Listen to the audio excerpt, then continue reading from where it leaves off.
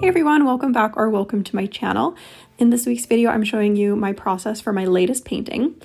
I made this for a friend of mine for her baby shower. She's pregnant with her first baby, and I wanted to paint her and her husband something to go in the nursery.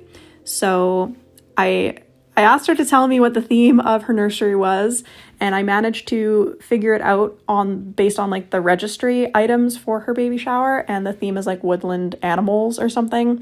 Turns out she also really likes deer, so that was just like a lucky guess on my part, but I wanted to paint a mom deer with a little baby in the middle of a forest and then have a Bible quote at the top. Her and her husband are religious people, so that's why I wanted to include the Bible quote. And then just the nice woodland scene. They are having a baby girl, but I wanted this to be neutral so that it could hang in the nursery for children to come if they plan on having more kids. So anyways, first thing I did obviously was sketch out my design on there. I did use some reference photo of real life deers and then a peaceful like forest scene. And then mistake number one was made here. I did not seal in the pencil, so it started to smudge when I added this yellow color over top. What I wanted to do was what a lot of artists I've seen on Instagram share recently, is that they do like a base coat in some sort of bright color so that if you miss a spot when you're painting, it's not the stark white of the canvas showing through. I don't know if this is applicable for acrylic paint, but I made it work and it actually ended up working out really well for me. And I will tell you about that in a second. But I chose this yellow color and I kind of watered it down and then the pencil smeared, but it was still visible enough for me to figure out what I needed. So here we're going in with the first strokes of the thickened paint. I have this super pale blue that I mixed up. And as you're about to see, it kind of starts going a little green because of the yellow background, but that worked out in my favor because then it kind of gave the sky like a hazy, more foresty vibe, if that makes any sense. It is a little bit more opaque in some areas compared to others.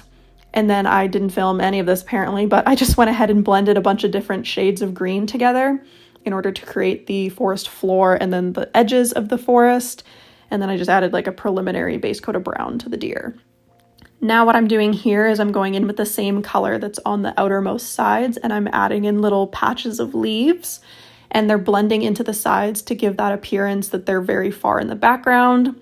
I did go over top of these little splotches with different shades of green as I continued going forward, just to give them a little bit more dimension, but I didn't want them to stand out too much, because if you know anything about painting forests, you have to paint them in layers. So that's what I was doing. I was starting at the very back and then moving forwards. So next thing is to paint in the actual trees. I mixed up a pretty dark brown. It has a little bit of green in it. Not that you could really tell right now, but I'm painting in the two like focal point trees that are in the foreground.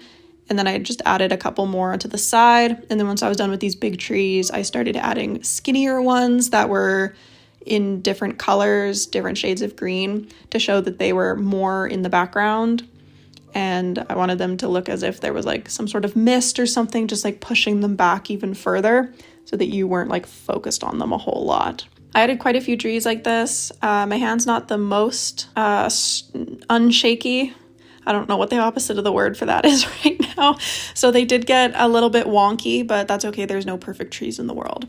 And then I just added a few leaves to connect to some of those trees to make it look like they weren't just spindly little bamboo sticks. Afterwards, I started to thicken up a few of them because they were a little too skinny for my liking and a little too see-through, because I did water down some of the paint to help them try and blend into the background, but it ended up looking a little funky with the leaves that I'd already painted there, so I did darken a few of them. Fast forward a little bit, I darkened a bunch more trees and added a little bit of texture to the ground, and now we're just going ahead and adding more color and shape to the deers. I started with this really dark brown color before realizing that deer are in fact not dark brown and they're a light brown, so mistake number two, but it's okay. It ended up giving me a nice base for the other paint that I was putting on there, and then it was easy to see where I needed to improve with the lighter color. And, you know, it gave way to shadows as well. So I did this for both the mom and the baby deer, just slowly refining that shape over time. I do have a few like real-time clips in here of how long it took to paint this. I did this over a few days. After I got the shapes down for the deer, I cleaned up a little bit around them just because things were getting a little bit muddy with the green and the brown kind of mixing together. And then I was free to go ahead and start refining the shapes even further once the background was cleaned up a little bit.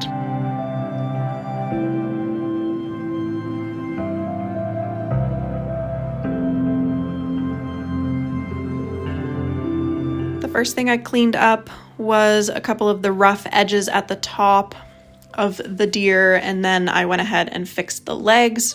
So I actually made them into legs with hooves at the end.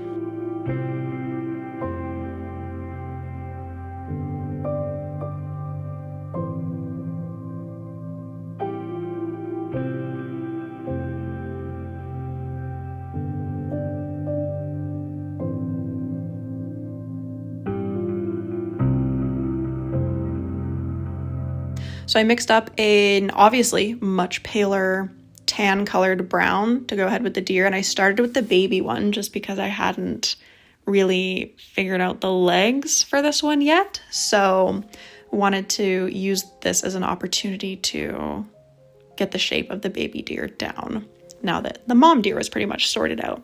So I used this lighter brown, kind of mixed it in with the dark brown that was still a little wet, and finished filling in the shape of the baby deer.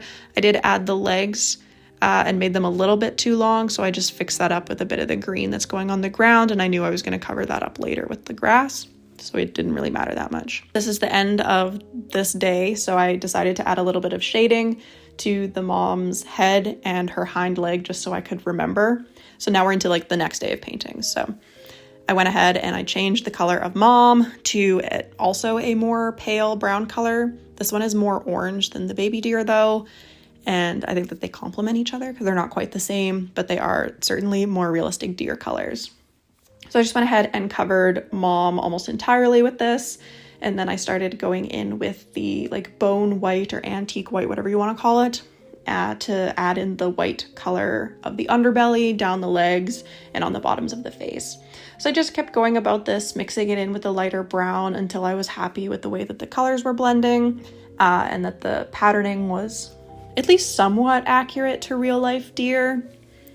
So here you can see that I've really added that definition, and then I just went ahead and outlined the hooves and the one ear in dark brown and added a nose and an eye for mom.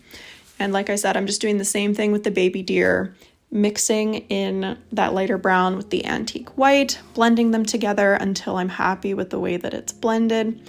And then what I did is I went ahead with the same antique white color and I made little white speckles all over the back of the baby deer to signify that it is in fact a fawn. The next part I also forgot to film, which was painting most of the grass, but the part that I'm showing you here is me adding those final highlighting details. So this is all real time, and then this part is all sped up, and I'm just highlighting the grass so that it almost looks like the sun is shining through.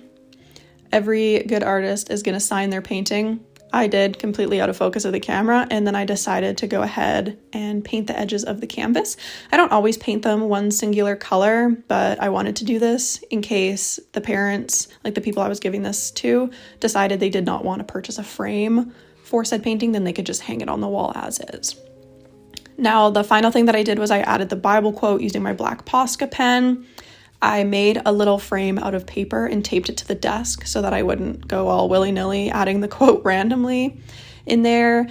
This is my real-time writing of the first line, and then I sped up the rest of it because it's the same. But after I added the quote, I actually cried and had a breakdown because I was like, oh my God, it's so ugly, the writing ruined it.